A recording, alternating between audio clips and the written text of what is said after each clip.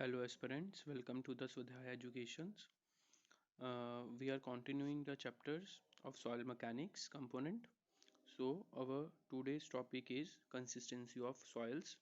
We have done the first portion of this chapter in 1008A. Now today we are going to discuss 1008B. In this particular video, we are going to discuss these five major concepts: plasticity index, shrinkage index, consistency index, liquidity index, and toughness index. Very important topics from competitive examinations point of view. Now, let us start our discussion. This curve, consistency curve, will be used here in the understanding of these topics. So, ये हमने जो है जो इसका previous video था उसमें detail में discuss किया है the various stages of consistency. Okay, so आज का जो हमारा फर्स्ट टॉपिक है वो है प्लास्टिसिटी इंडेक्स. देखिए प्लास्टिसिटी इंडेक्स क्या रिप्रेजेंट करता है. अगर आप ने पिछला वीडियो देखा है जो कि देखना कंपलसरी है, अगर आप इस वीडियो को देख रहे हैं तो हमने वहाँ पर डिस्कस की थी फोर स्टेजेस और तीन लिमिट्स, जैसे श्रिंकेज लिमिट, प्लास्टिक लिमिट और लिक्विड लिमिट. ओके, तो वो जो लिमिट वर्ड था, वर्ड लिमिट, वो क्या रिप्रेजेंट करता था? The value of water content की वैल्यू को रिप्रेजेंट करता था. सिमिलरली ये जो वर्ड इंडेक्स है, यहाँ पर ये जो इंडेक्स है ये क्या रिप्रेजेंट करता है? रेंज. किसकी रेंज? वाटर कंटेंट की रेंज ऑफ वाटर कंटेंट. और आप कह सकते हैं consistency with in which the soil behaves as a plastic material, जिसमें सॉइल कैसे बिहेव करता है एज ए प्लास्टिक मटेरियल. अब इसको समझने के लिए हमें कंसिस्टेंसी कर्व पे जाना पड़ेगा. और आप देखिए कि soil plastic material, plastic state या प्लास्टिक मटेरियल कब एक्ट करता है, किसके बीच में? Between WL minus WP. इसीलिए ये जो वाटर कंटेंट की रेंज है यहाँ से लेके यहाँ तक, इसी को हम कहते हैं plasticity index. This is called as plasticity index. तो प्लास्टिसिटी इंडेक्स को हम कैसे रिप्रेजेंट करते हैं, कैसे डिफाइन करते हैं? प्लास्टिसिटी इंडेक्स देखिए, plasticity index represents the range of water content or consistency within which the soil behaves as a plastic material, और plastic state में भी कह सकते हैं. इसलिए हम IP को क्या लेते हैं? WL minus WP. फिर से देखिए हम इसको WL माइनस WP क्यों लेते हैं? ये देखिए WL माइनस WP, बिकॉज इसी रेंज में, वाटर कंटेंट की इसी रेंज में सॉइल कौन सी स्टेट में है? प्लास्टिक स्टेट में है. ओके, सो देखिए ये हमारे पास यहाँ पर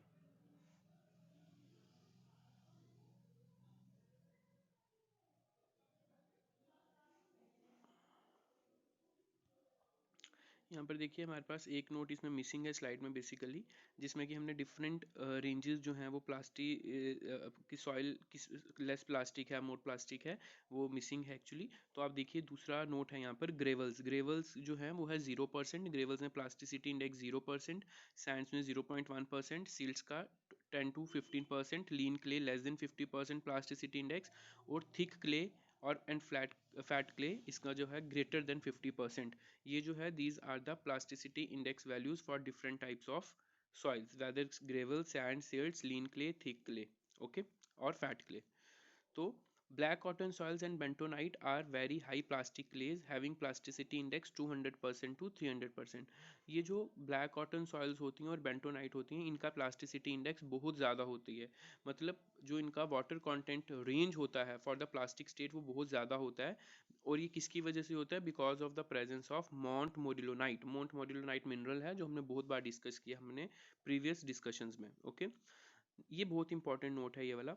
if WP is greater than WL, देखिए हमने अभी देखा कि IP क्या होता है? WL minus WP. यहाँ पर कह रहे हैं कि अगर WP ग्रेटर हो जाएगा, सपोज WP है 10, ग्रेटर हो जाएगा WL से, WL है 5, तो 5 माइनस 10 कितना आना चाहिए? -5. लेकिन हमने माइनस कंसीडर नहीं करना है, नेगेटिव कंसीडर नहीं करना है, क्योंकि IP कभी भी नेगेटिव नहीं हो सकता.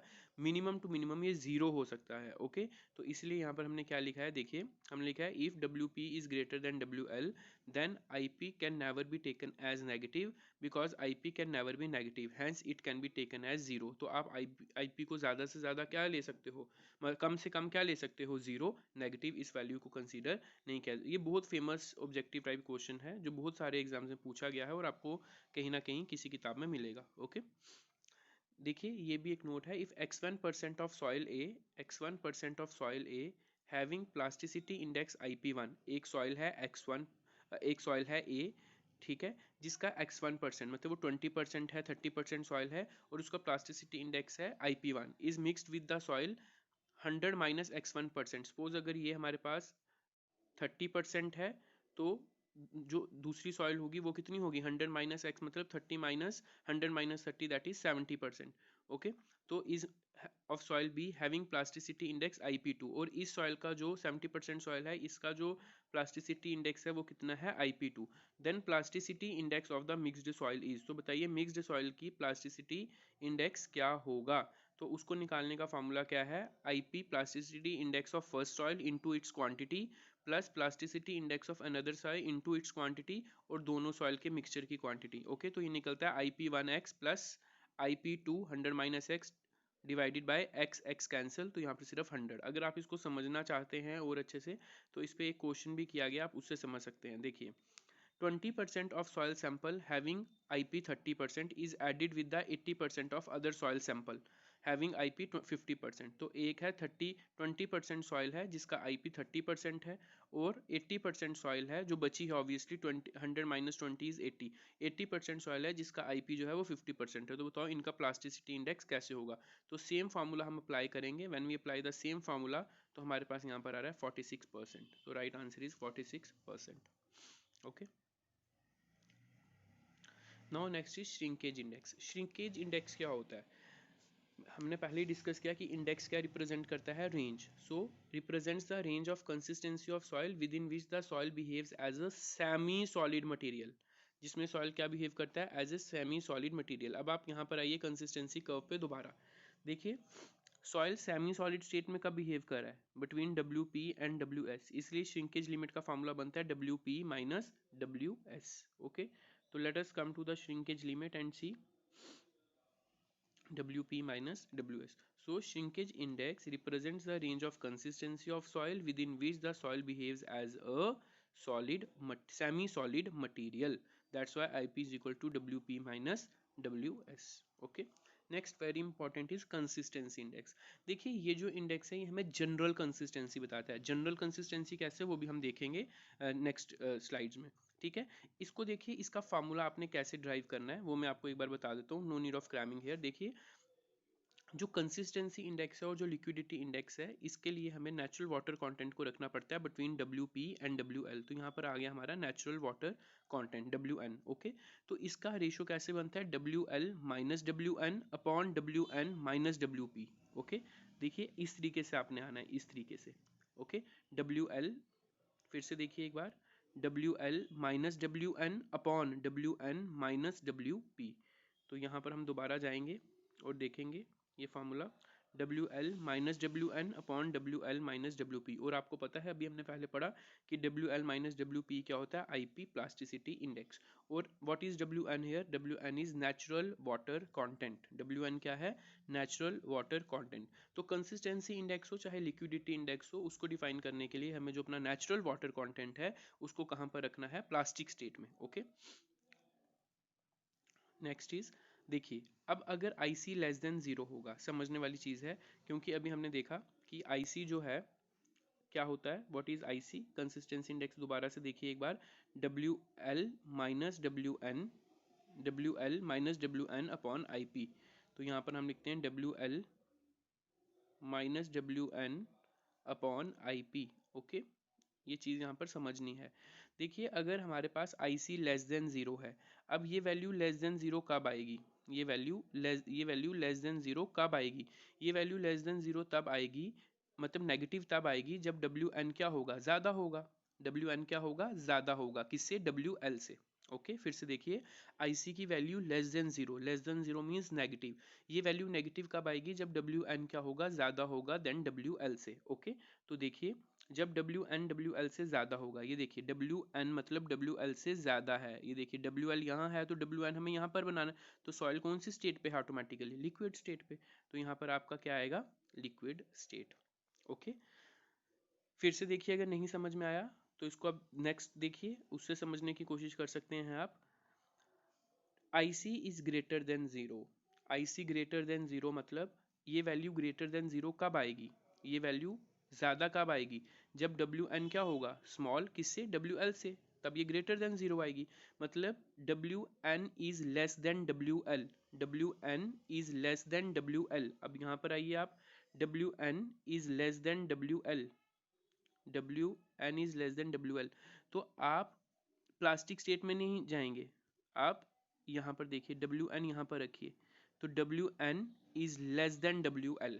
ओके, जब WN is less than WL, देखिए तो सॉइल कौन सी स्टेट में है, सेमी सॉलिड स्टेट, तो यहाँ पर क्या है, सेमी सॉलिड स्टेट। ओके, अब द क्वेश्चन इज कि हम यहाँ पर WN को यहाँ पर भी तो रख सकते थे, because WN is less than WL, लेकिन प्लास्टिक स्टेट में हम इसको प्लास्टिक स्टेट में तब डिफाइन करते हैं, देखिए जब आपका IC is between 0 and 1, IC is between 0 and 1, तो बिटवीन 0 and 1 के लिए कौन सी स्टेट है, प्लास्टिक स्टेट। तो बाकी स्टेट्स ऑफ कंसिस्टेंसी देखने के लिए या तो आप प्लास्टिक स्टेट के इधर जाएंगे या आप प्लास्टिक स्टेट के इधर जाएंगे। ओके, ये थोड़ा सा कंफ्यूजिंग है, थोड़ा समझना ज़रूरी है, अगर आपको फिर भी कोई डाउट होगा तो आप पर्सनली मेरे को मैसेज करके पूछ सकते हैं। ओके, सो वैसे ही अगर IC जीरो हो जाए, प्लीज़ अंडरस्टैंड कीजिए, अगर IC क्या हो जाए, जीरो हो जाए। अब IC कब जीरो होगा, जब WL और WN क्या होंगे, बराबर, मतलब WN को आपने कहाँ रखना है, जहाँ WL है, ये देखिए यहीं पर WN को रखना है।